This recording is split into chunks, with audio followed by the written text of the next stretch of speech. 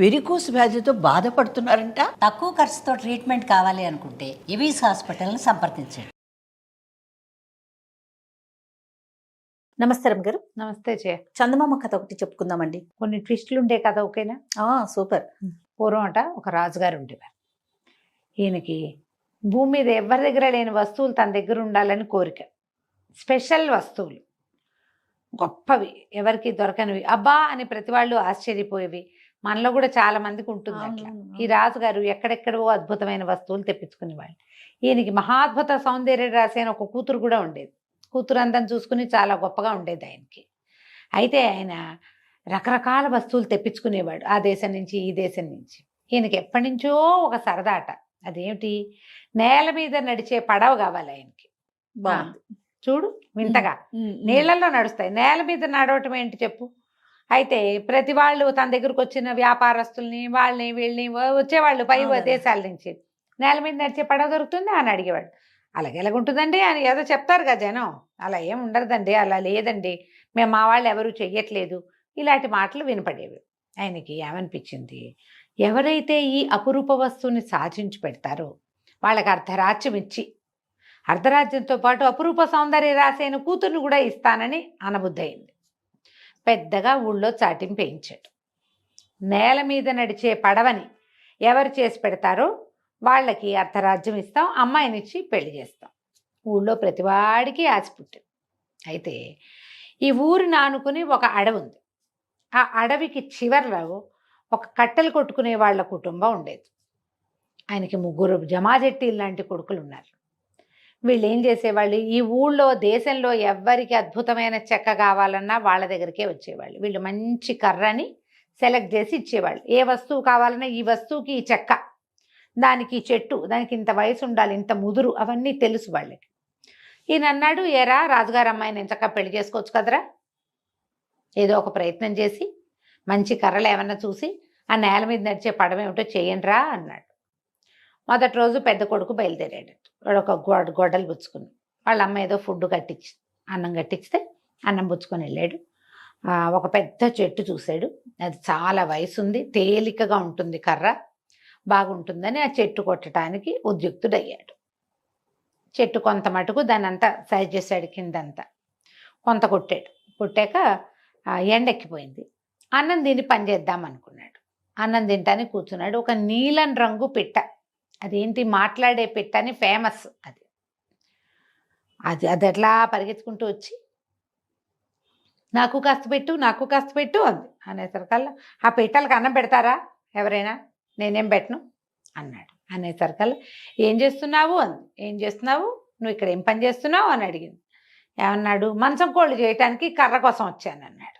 అది మంచం కోళ్ళు మంచం కోళ్ళు మంచం కోళ్ళు అని గిరగిర అక్కడక్కడే తిరుగుతూ పాటలాగా పడి వెళ్ళిపోయి, వీడేం చేశాడు, అన్నం తిని ఆ పక్కన వాగులు చేతులు కడుక్కున్నాడు, మంచినీళ్ళు తాగాడు. చెట్టు కొట్ట మొదలు పెడితే విరిగిన ఒక్కొక్క కొమ్మ ఒక్కొక్క మంచం కోడి కింద అయ్యి, ఎన్ని కొమ్మలు కింద పడ్డాయో అన్ని కొమ్మలు మంచం కోళ్ళు అయిపోయినాయి. పట్టెడు ఇంత మోపు, ఆ అన్ని మంచం కోళ్ళు మోసుకుని ఇంటికి వెళ్ళాడు. వాడికి అర్థమైంది ఇది తనతో పని కాదని. రేపొద్దున ఎవరు వెళ్తారా రాజకుమార్తెను పెళ్లి చేసుకోవడానికి అని అడిగాడు. అంటే వాడు విరమించేసుకున్నాడు. రెండో రోజు రెండో వాడు వెళ్ళాడట. అయితే ఏమైంది, రెండో వాడు చెట్టు కొట్టడానికి ఉద్యుక్తుడయ్యాడు. కొంత మటుకు సెలెక్ట్ చేసుకున్నాడు. అన్నం తినడానికి కూర్చున్నాడు. మళ్ళీ వచ్చింది నీలం పిట్ట. నాకు పెట్టు, నాకు పెట్టు, కాస్త పెట్టు, కాస్త పెట్టు అని అనేసరికి అప్పటికి విసిగిపోయి ఉంటారు. పనులు మొదలు పెట్టాక ఎవరన్నా మాట్లాడితేనే చీరాకు వస్తుంది. అది ఇక్కడ తేరగా కూర్చున్నారు, నీకు తిండి పెట్టడానికి, పక్షులు అడవిలో వెతుక్కుని తినాలి, మనుషులు తినే తిండి తినకూడదు అని కసిరాడు. నువ్వేం చేస్తున్నావు, ఏం చేస్తున్నావు అని అడిగింది. చలకవాలు చేస్తున్నానని చెప్పాడు. ఇతను చెట్టంతా కొట్టాడు. కొన్ని 100 చలకవ్వాలు పడ్డాయి కింద. చల్లకవ్వం అంటే ఏమిటి, మజ్జిగ చేసేది. మజ్జిగ కవ్వం. చల్లకవ్వమే దాని పేరమ్మా. ఒకవేళ మీకు ఎవరికైనా ఈ పేరు తెలియకపోతే అథెంటిక్ తెలుగు నేమ్గా దీన్ని తెలుసుకోండి. చల్లకవ్వు, చల్లకవ్వం. చల్ల అంటారు, మజ్జిగనే చల్ల అంటారు. చల్ల, చెల్ల కాదు అది, చల్ల, చల్లగా ఉంటుంది. చల్ల చేయటమే. బందర్లో చల్లరాస్తా అని ఒక ప్లేస్ ఉంది. మనం ఊళ్ళోకి వెళ్తుంటేనే మొదటే ఉంటుంది చల్లరాస్తా అంటే. అక్కడ మజ్జిగ అమ్మేవాళ్ళు. రాస్తా దారి, చల్లరాస్తా అనే దాని పేరు. ఆడ మజ్జిగ కుండలు, నా చిన్నప్పుడు కూడా అక్కడ మజ్జిగ అమ్మటం నాకు తెలుసు. ఓకే. మజ్జిగ కుండలు పెట్టుకుని అమ్మేవాళ్ళు. చల్ల బజారు. ఈ చల్లకవ్వాలి మొత్తం చెట్టంతా చల్లకవ్వాలి అయిపోయినాయి. కవ్వాలన్నీ మూట కట్టుకుని మోసుకొచ్చుకున్నాడు. ఇప్పుడు రాజకుమార్తె మీద ఎవరికి ఆసక్తి ఉంది, ఆవిడేది తీసుకుంటాం మనం అన్నాడు. ఇక ఫిక్స్, వీడు కూడా ఇంకా వెళ్ళాడు. 3వ వాడు బయలుదేరాడు. వీడికి బేసిక్గా పిట్టలంటే ఇష్టం. ఓకే. వాడు ఈ చెట్టు సెలెక్ట్ చేసుకున్నాడు. ఈ చెట్టు కొట్టి దీంతో ఆ పడవేదో చేద్దాం అనుకున్నాడు. కింద కూర్చుని అన్నం తింటుంటే ఆ పెట్టొచ్చి తిరగటం మొదలుపెట్టింది. అది చేసే శబ్దము, దాని నీలం రంగు అందం పట్టలేక చూస్తూ నుంచున్నాడు, కూర్చున్నాడు. అది నాకు పెట్టవా అంది. అయితే వీడేం చేశాడు, వచ్చి తిను మరి అని తను తింటూ కింద పోసాడు గింజ అవన్నీ మెతుకులన్నీ.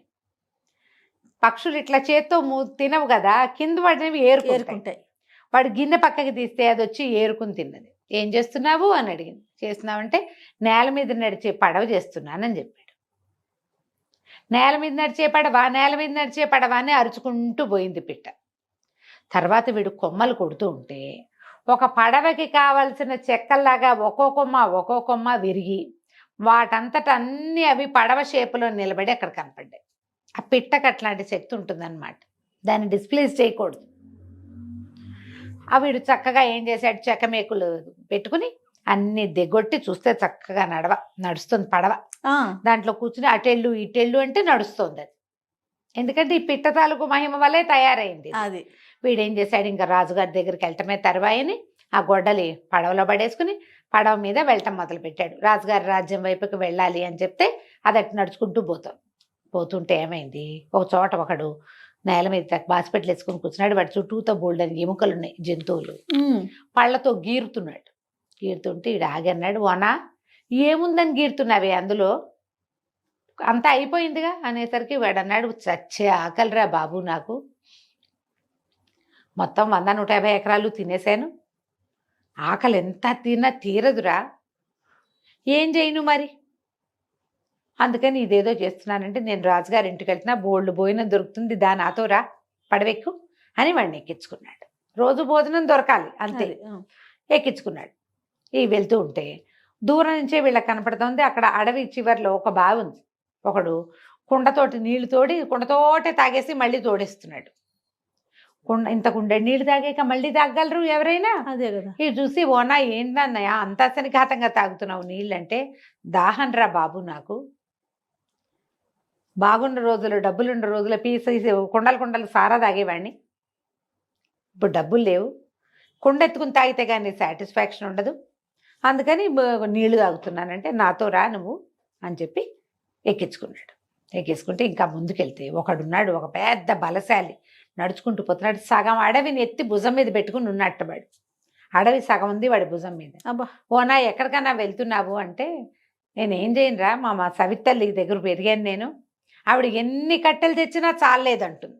రోజు అడవికి రావటం కట్టెలు, ఈ గోల ఎందుకని సగం అడవంతా ఓడబెరికి భుజం మీద పెట్టుకెళ్ళిపోతున్నాను, వాకిట్లో బారేసామనుకో ఆవిడే కావాల్సిన కట్టెల దగ్గరుండి కొట్టించుకుంటుంది.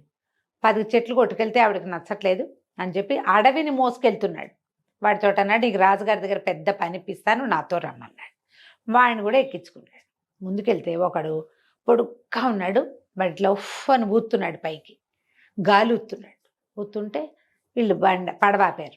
ఏంటన్నా ఊతున్నావు, ఏం చేస్తున్నావంటే, మా చేలల్లో మా ఊర్లో పొలాలందరం మేము కోసాం, పొలము కోసాక నూర్పిళ్ళు అవ్వలేదు, వాన వస్తుందని పురోహితుడు చెప్తున్నాడు, అందుకని ఏం చేస్తా అంటే గొట్టం పెట్టి మేఘాలని అవతలికి జరుపుతున్నాను. ఊతున్నాడు మేఘాలని వాడు, వర్షం పడకుండా అవతలికి ఊదేస్తే మా నూర్పిళ్ళు అయ్యాక మళ్ళీ వస్తాయి, అందుకని ఊదుడుగాడు మబ్బులు ఊదేవాడు. ఆ మబ్బుల్ని ఊదేస్తున్నాను అని చెప్పాడు. ఒక పొడుగాటి గొట్టం పెట్టుకుని ఉఫ్ అని ఊతున్నాడు. పొలం మబ్బులు కదులుతున్నాయి, కనపడుతున్నాయి వీళ్ళకి. ఓ అన్న నువ్వు భలే గట్టివాడివిరా, నువ్వు రా మా బండిలో అని చెప్పి ఆ పడవ ఎక్కించుకున్నాడు. ఈ 4 మనుషుల్ని ఎక్కించుకుని ఈ కట్టెలు కొట్టేవాడి ఆఖరి కొడుకు రాజుగారి దగ్గరికి పోయాడు. రాజుకు అప్పచెప్పాడు. ఆ రాజుగారు ఆశ్చర్యపోయాడు, ఏమిటిది పడవే అని ఎక్కి కూర్చుని అటెళ్ళు ఇటెళ్ళు అంటే అది నేల మీద చక్కగా నడుస్తోంది. తర్వాత ఒక కర్ర పెట్టి తోస్తే ఏ పక్కకు కావాలంటే ఆ పక్కకి తిరుగుతోంది. అక్కడి నుంచి నీళ్ళలో నడుస్తుంది అంటే నీళ్ళలోనూ నడుస్తుందంట అన్నారు. తీసుకుపోయి మా నీళ్ళల్లో దింపారు. అది నీళ్ళలో చక్కగా తెడ్లేస్తే నడుస్తోంది. ఆయన చాలా సంతోషించాడు. మరి పెద్ద బహుమతి ఇస్తాను, తీసుకుని వెళ్దువుగా అని అన్నాడు. అనగానే వీడు ఆశ్చర్యపోయాడు. అదేంటండి, మీ అమ్మాయిని ఇచ్చి పెళ్లి చేస్తాము, అర్ధరాజ్యం ఇస్తామన్నారు కదా అనేసరికి, అన్నామనుకో దానికి వేరే ఆలోచన ఉందన్నాడు. ఇంకేంటి, కట్టెలు కొట్టేవాడి కొడుక్కి పిల్లనివ్వడం ఇష్టం లేదు.